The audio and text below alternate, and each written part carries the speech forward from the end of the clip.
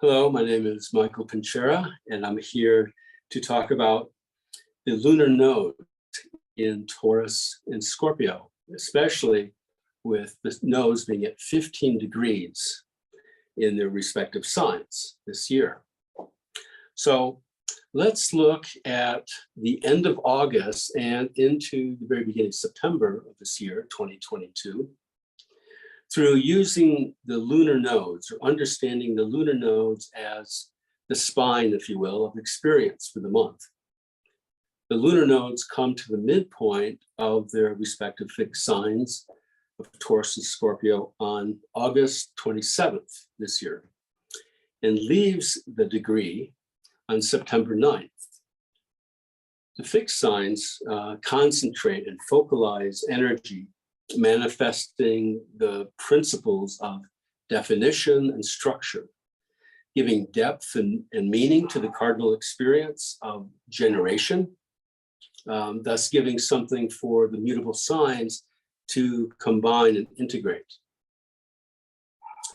The 15th degree of the fixed signs is the point of maximum intensity, where power is most concentrated.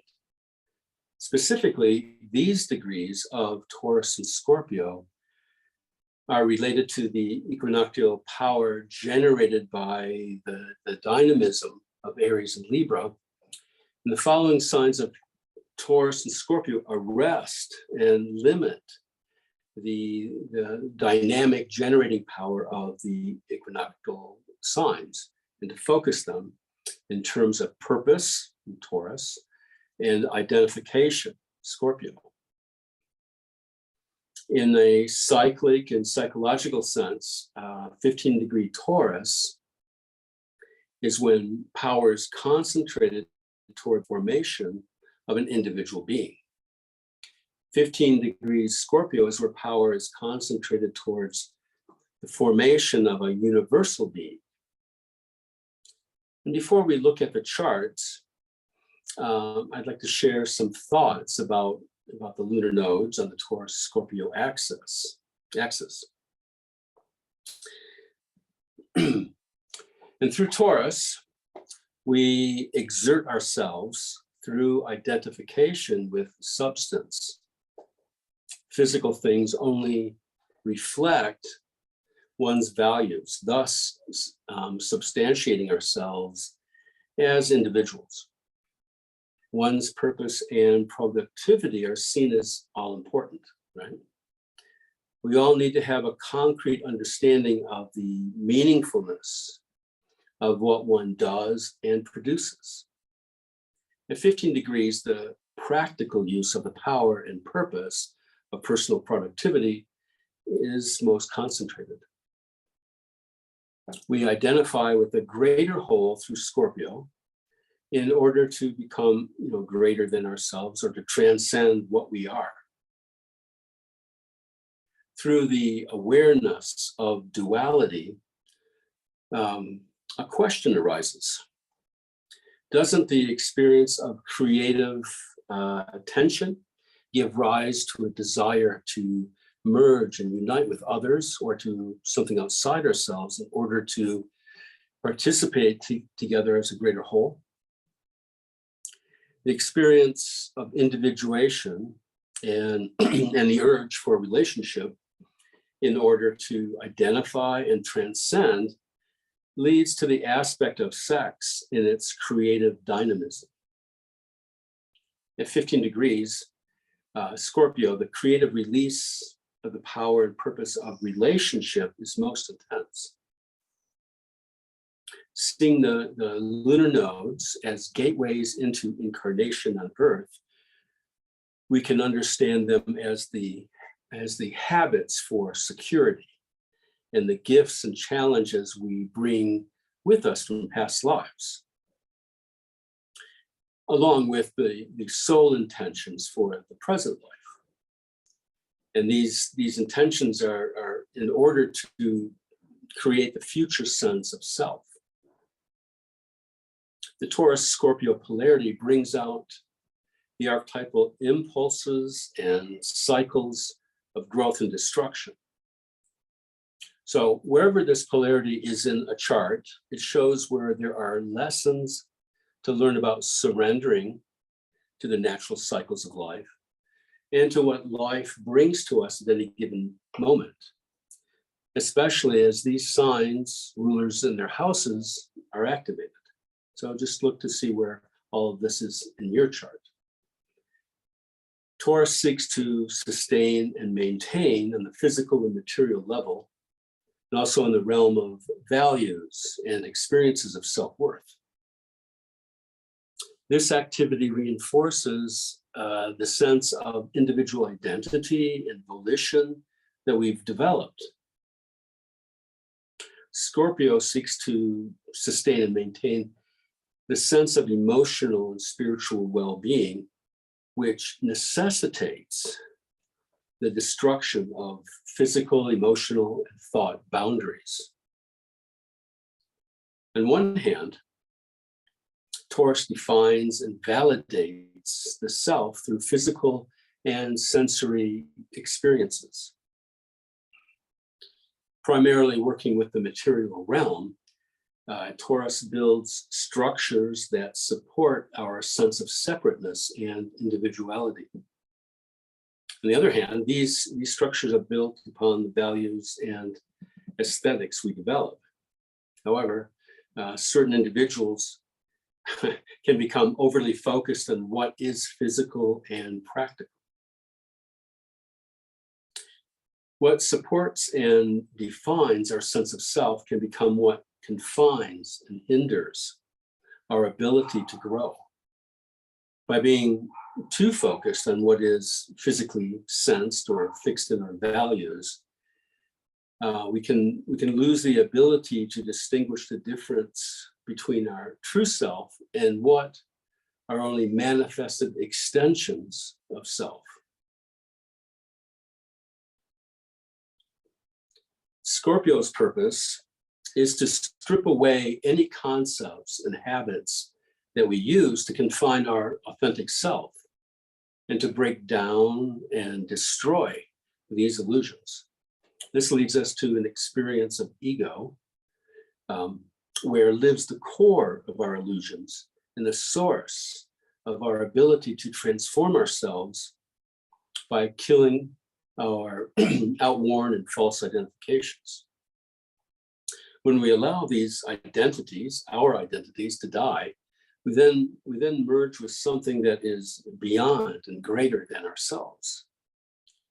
We can go overboard or be fixated with the Scorpio dynamic, the dynamic that lives within us, by becoming obsessed with a kind of a continual process of destruction and transformation. The Taurus-Scorpio polarity gives us lessons about when it's time to put down roots and grow, and when it's time to relinquish what we have created. The balance between Taurus and Scorpio is found in recognizing and accepting when parts of us must die in order for further growth. The North Node in Taurus points to how we have related to change and transformation in the past. It indicates past experiences of having to deal with constant change and intense transformational experiences. Now, this does not mean one is comfortable with change. The South Node in Scorpio indicates there may also be an underlying fear of turmoil and transformation, regardless of how familiar with or even resigned one is to turmoil. Positively, the North Node in Taurus gives us the tenacity to rebuild from the ashes of our lives, in the call to transform our lessons to patiently maintain calm throughout times of upheaval. The lunar nodes on the Taurus-Scorpio axis exhibit some of the most difficult of karmic lessons. Past lives are just rife with the corpses of scorpionic endings and mishandled situations. And where Taurus, Scorpio is natally, or even the transiting lunar nodes are positioned in a chart, these indicate where we fear having the proverbial rug pulled out from under our feet, and may now be defensive toward any advice. The past incarnations of going through transformative hells, burning away outdated and false values that have provided the basis for developing scorpionic habits. And these must give way to building the Taurian substantive values to live by. This axis also points to the karmic lessons regarding one's sex drive, urging towards having a balanced relationship to sexual desire and activity. And here lies the various degrees of karmic residue of seeking gratification through different relationships, which became destructive to oneself and or to others. The choice of outlets of expression of this intense emotional energy depends on a soul's karmic evolutionary state. In general, a disciplined artistic practice, especially music, helps transmute instinctual sexual impulses on different levels towards creative, transformative love that is not self-centered. In other words, the ability to lead one's life by transcendent values. The lesson to not dissipate, waste, or misuse power in valueless endeavors comes through the Taurus North Node. Collectively and individually, we are facing the karma and outer effects of misusing our energies. There is a shared experience in feeling alone against all the horror and oppression that beset the world these days. On one hand, through the sensitivity of Taurus, we can be aware that the abundance in the universe is so great that we will always have what we need when we need it. The lesson is to distinguish want and need and to find contentment. We may not get what we want, but we're surrounded by all that we need. On the other hand, the Taurian sense of responsibility is crucially necessary. The South Node in Scorpio shows the past life experiences of change and transformation, and this will be felt depending on the degree an individual has a familiarity with emotionally intense transformations and constant change.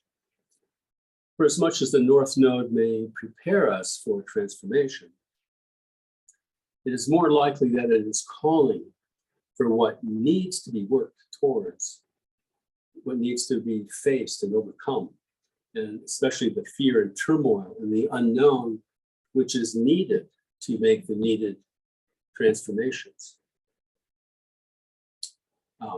When we encounter transformative times in our lives and experience emotional upheaval, we can be grateful for whatever degree of Taurian preparedness we may have under our belt. For whatever reason a chart is made, the house position of this South Node will indicate the area in life where remaining scorpionic battles must be overcome. And whatever gifts we do have for transformation and change, along with the past gained emotional strength. The house position of the North Node shows the area of life where a new practice of and the embodiment of trust and security can replace struggle with a foundation of stability and peace. I chose to run two charts for when the lunar nodes enter and exit 15 degrees of the respective signs of Taurus and Scorpio. Then I used my location here in Ecuador, so the house positions are not a focus for our purposes today. On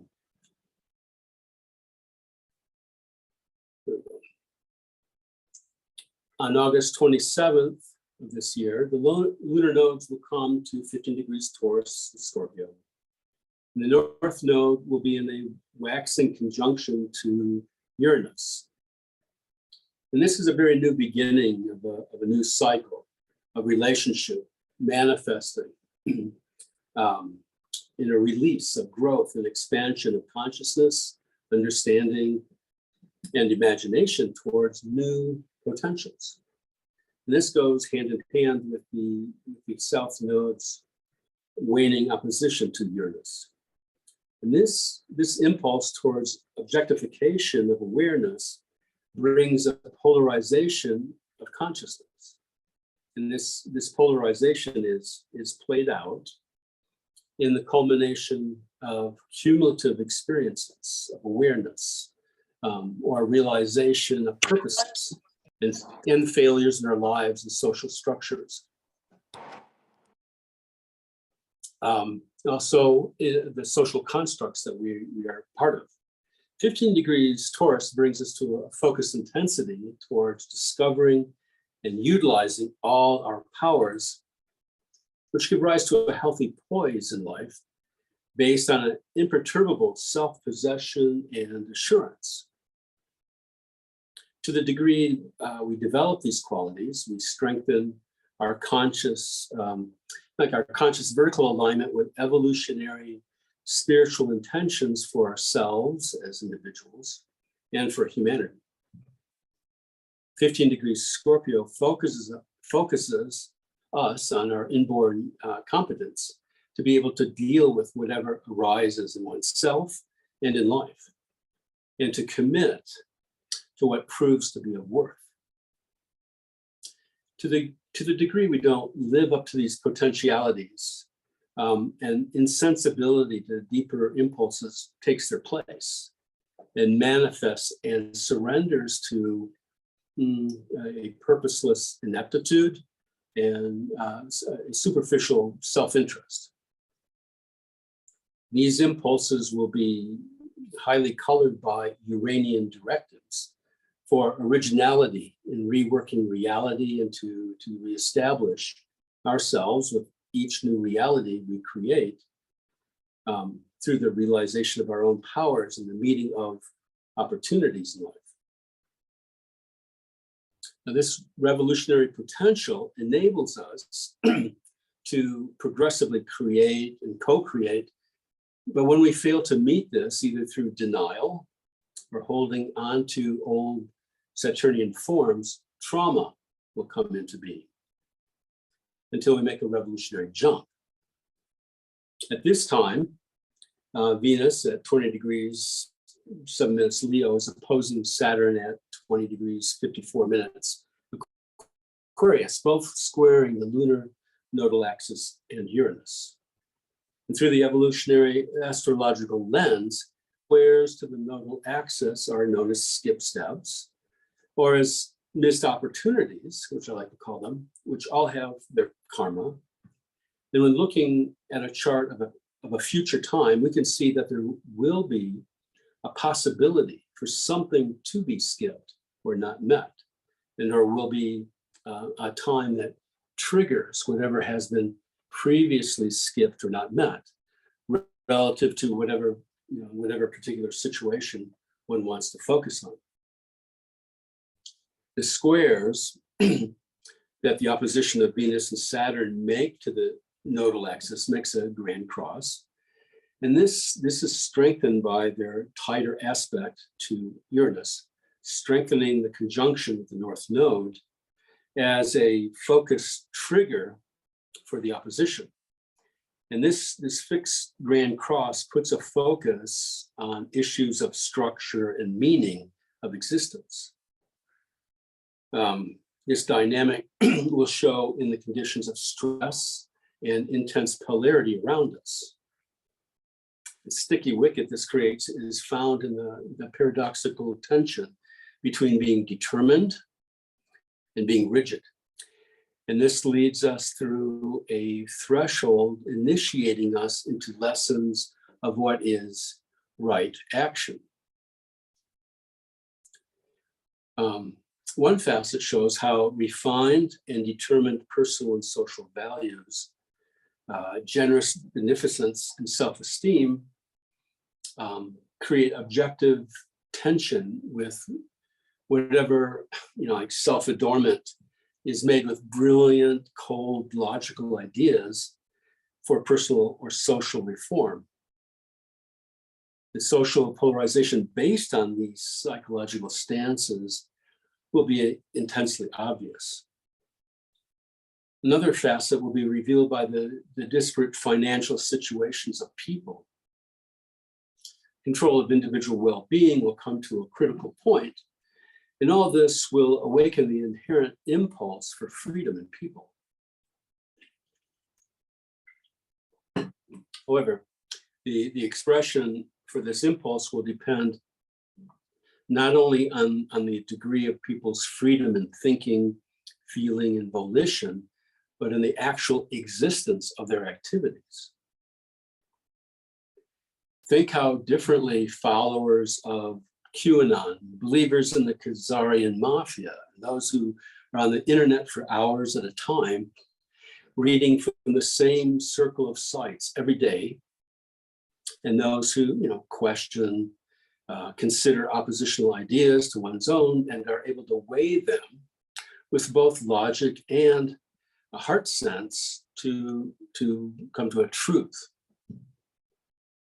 The range between how freedom is conceived and acted upon is wide, and the gap between the two will widen.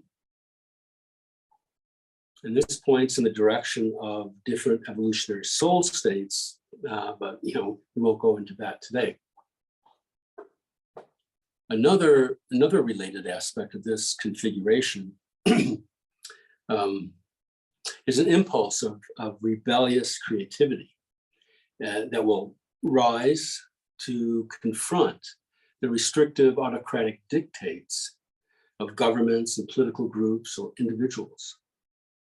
The response to the move to overturn Roe versus Wade and the threat to all who don't fit into the white supremacist, patriarchal, theocratic view of how life should be governed has not yet peaked. So my question is, will this grand square definitively mark the time when the fuse will have burned very short? Past life habits in dealing with change, fear, and trauma will be called out by the tensions between the maintenance of one's self and values and the defining restrictive forces of one's own boundaries and those of society.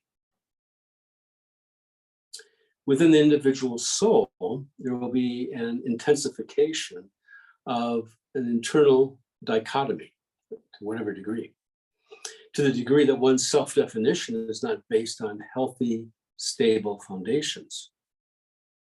However, everyone will experience challenges or conflicts with the outer world coming to a head. Without going into it too much, the war in Ukraine and all its relevant historical complexities and the current autocratic impulses that are building up to something more intense. Let's just hope that Putin's nuclear threat to the UK is all bark. The work of movements toward positive, life-sustaining measures to redirect and heal humanity's relationship to nature and to all social relationships are also building momentum. This grand square will be a tipping point, hopefully towards more concerted efforts for change. The situation in Eastern Europe may obfuscate global environmental socioeconomic issues or bring them more into focus. We shall see.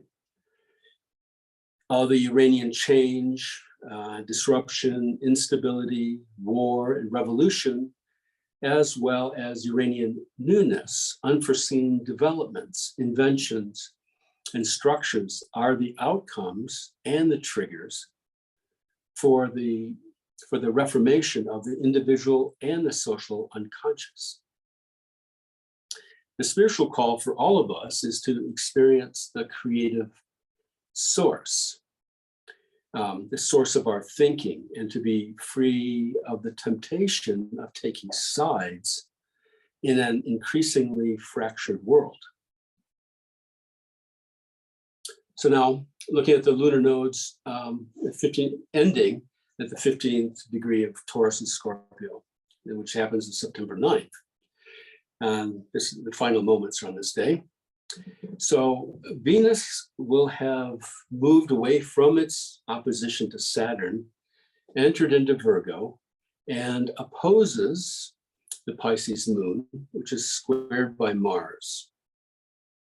Meanwhile, Uranus will be in waning trine aspect to the sun. Later, Venus will come within 10 degrees to the sun on the 17th and will be in waning quincunx to Saturn on the 21st. I'll try to talk about some of that. When Venus leaves its opposition to Saturn, it leaves Saturn alone in square aspect to the lunar nodal axis and Uranus. Impulses of Venusian values and sense of self-esteem and whatever tensions between them and Saturn restrictions will have left their mark. And Venus will be in quincunx process of Saturn, uneasily readjusting clarification of one's concept of self, especially so through readjusting one's concepts of others, the waning quincunx, along with Venus opposing Moon, which will bring a repolarization of consciousness through adapting, developing, and maturing what was defined by Saturn. Hopefully, the Venusian lessons of right relationship will have shaped one's Saturn in Aquarius rethinking and redefining of self. To the degree one does, it will manifest in determinedly creative conflict to develop new foundations and forms of self and society, the waning square to Uranus, and expressed through the full moon's Piscean openness to focus on giving relevant meaning to the experiences and visions and to the needs for self-improvement. While some will respond in such ways, others will be experiencing this time differently. Some will manifest their values through initiatives that will be more aggressive than assertive, while others will be caught in trying to assess their own feelings and events in the world, lost in self-criticism and self-perfectionism, the Virgo Pisces polarity, and the behind-the-scenes guilt and shame. There will be those who do not meet Pisces' need for a sharp repolarization to ward off self-disintegration and will miss finding meaning within oneself. They'll have a tendency to latch onto some external thought, memes and propaganda, and will fall into irrational fanaticism in one direction or another. And this will manifest in the Uranian trigger of unfocused, disruptive behavior, especially within those with controlling unconscious trauma reflexes and have a high degree of insecurity.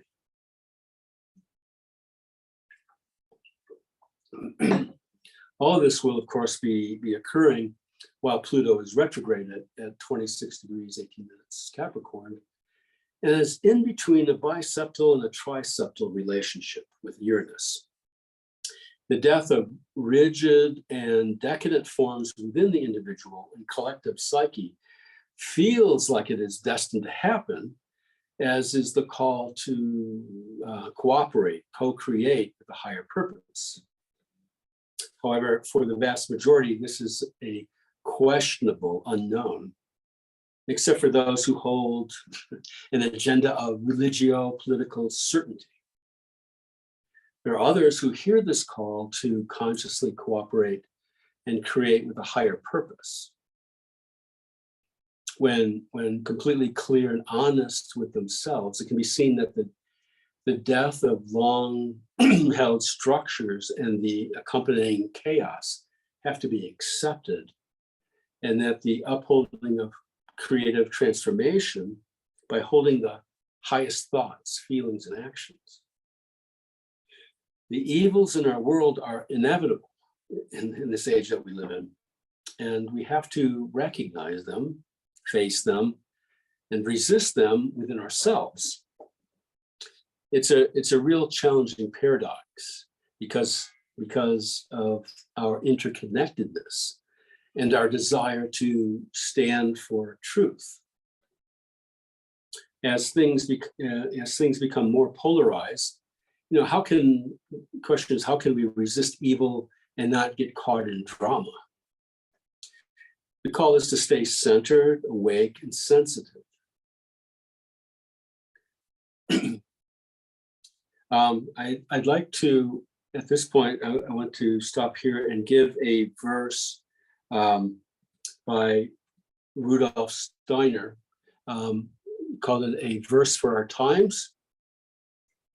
And what he brought to us is, we must eradicate from the soul all fear and terror of what comes out of the future. We must acquire serenity in all feelings and sensations about the future.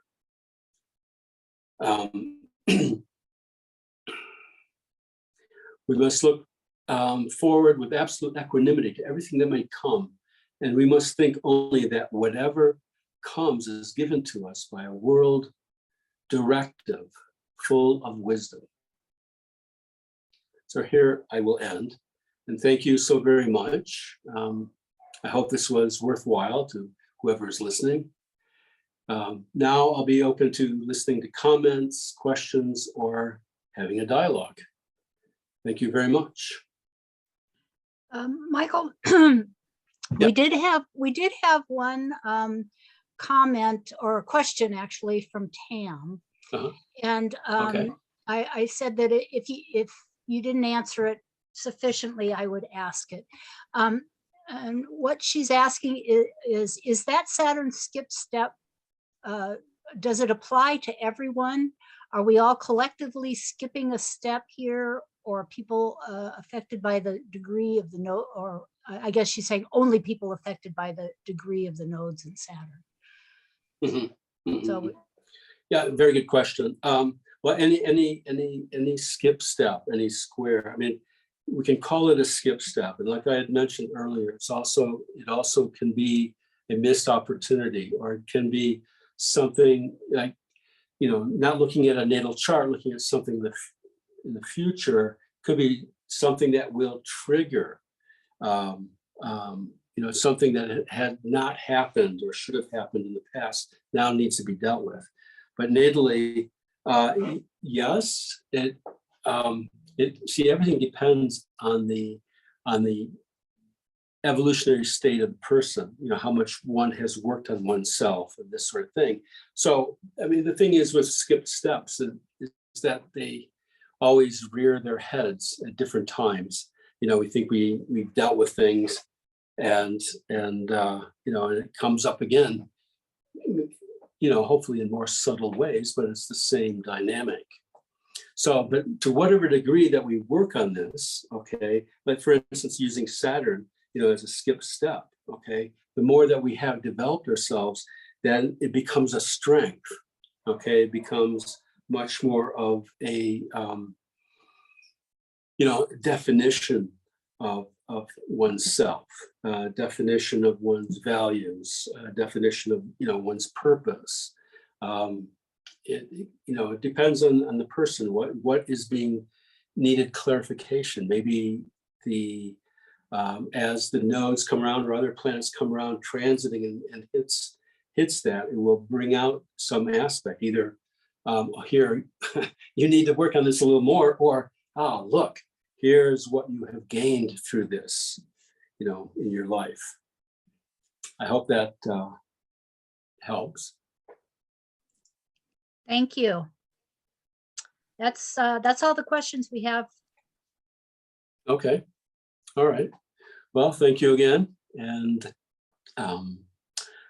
we'll see you again. Okay. Take care. Look forward to the next one. Yes. Bye-bye.